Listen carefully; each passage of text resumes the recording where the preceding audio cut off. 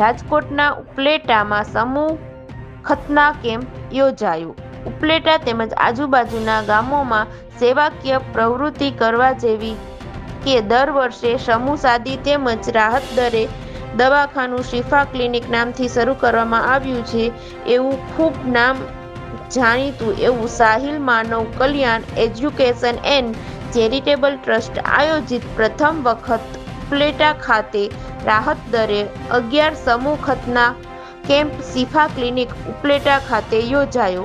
આ ખતના કેમ્પમાં ધોરાજીના જાણીતા ડોક્ટર હાજી ઇમરાન સાહેબ તમામ બાળકોની ઇસ્લામિક તરીકાથી ખતના કરી હતી. આ ખુશીના મોકા પર સૂફી સંત મુસ્તફા બાપુ ઉર્ફે બગા બાપુ ગારીડાવાળા, શિફા ક્લિનિકના ડોક્ટર અંકુર મહેતા તેમજ સૈયદ એજાજ બાપુ મટારી ધોરાજીવાળા, ઇનાયતશાહ બાપુ, અમીનભાઈ બાદશાહ, આશિફભાઈ ખોખર, ગોલાભાઈ પાગલ હાજર રહ્યા હતા અને ખાસ આમંત્રણને માન આપી અહીંયાના આ આયોજનમાં હાજરી આપી હતી. આ ખતના કેમ્પનું આયોજન ટ્રસ્ટના પ્રમુખ રહીમશાહ આઈ સોહરવદી દ્વારા કરવામાં આવ્યું હતું.